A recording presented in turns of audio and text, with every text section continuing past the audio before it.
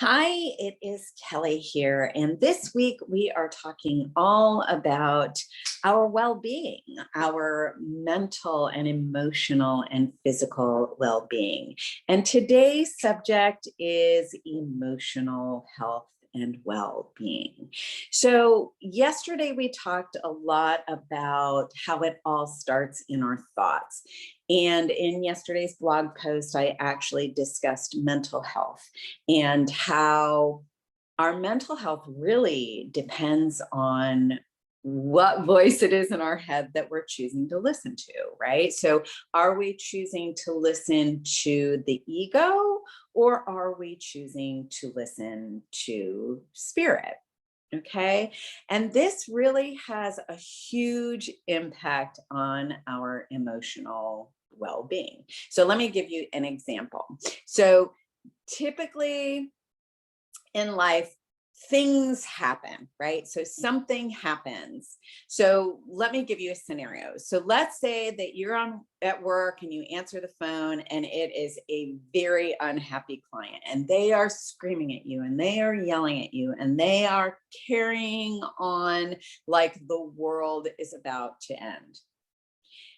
Now, based on which voice you're listening to in your head is going to have everything to do with how you perceive this conversation, right? So if you're listening to your ego, then you're perceiving that this person is attacking you and that they're coming at you and that they're doing this to you, right? But if you're listening from the place of spirit, then you're hearing somebody who's very, very hurt and that needs your help, right? So, based on how you're perceiving it, is going to be based on what comes up for you emotionally, right? So, if you feel like you're being attacked and like this person's coming at you, then you might feel mad or you might feel vengeful or you might feel frustrated, right? Or a myriad of other things, right? But if you're hearing it from the point of view of spirit and you hear this person who's hurt and needs your help, then you might feel compassion or you might feel called to help or you might feel your kindness being pulled forward, right? And again, it all boils down to which voice are we listening to? And make no mistake about it, the voice that we are choosing to listen to, that's a choice that we get to make. However, for most of us, it's a completely unconscious choice, right? Like we are actually not even taking a beat. We're just reacting to what is happening based on what we believe about ourselves.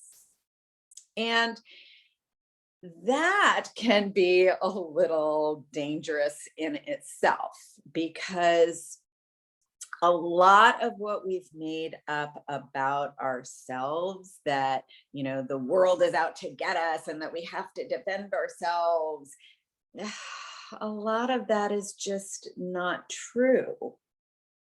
But here's the tricky part.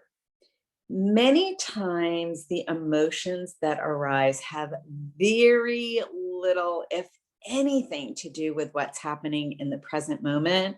And they have everything to do with our childhood traumas.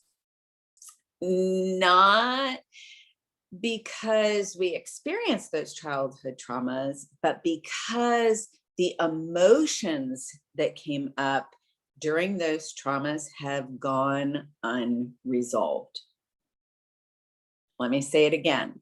It's not about what happened to you. It's about the emotion that came up that went unresolved.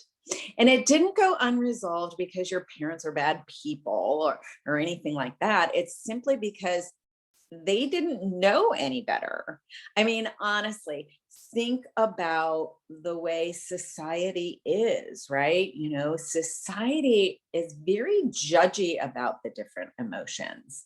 It's not like, we're embraced for our anger, or we are embraced for our frustration, or we are embraced for our anxiety, right? Right? We're not even really embraced for our sadness or our depression. Instead, we're told, oh, get over it, suck it up, put on your big girl panties, right? But the only reason that we're told those things is because nobody really knows how to process their emotions effectively.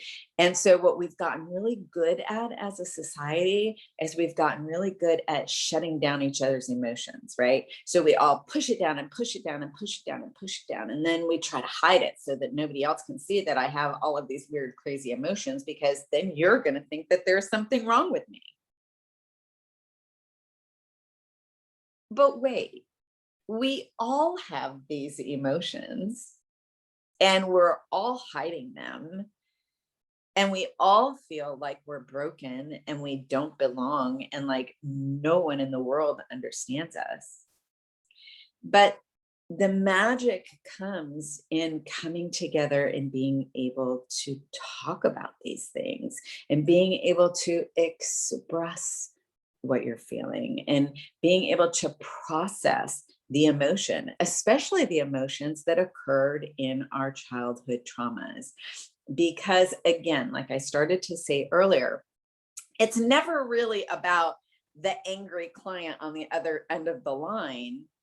It's about that childhood trauma where somebody spoke really meanly to us and we felt scared or hurt or angry, right?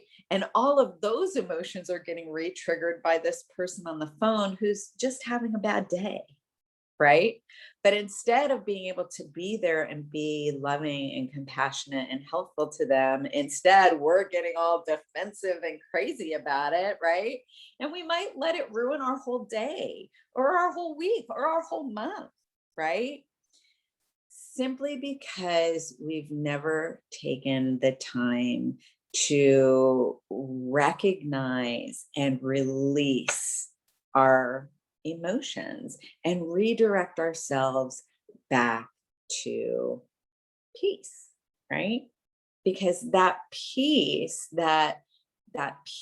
and love and sense of belonging is all we all really want.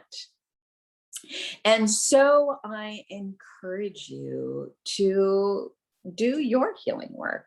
And there are some ideas in this blog post that will help you do that.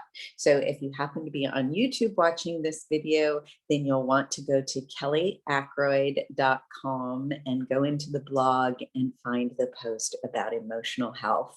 And that will help you be able to move forward in your journey towards peace and love.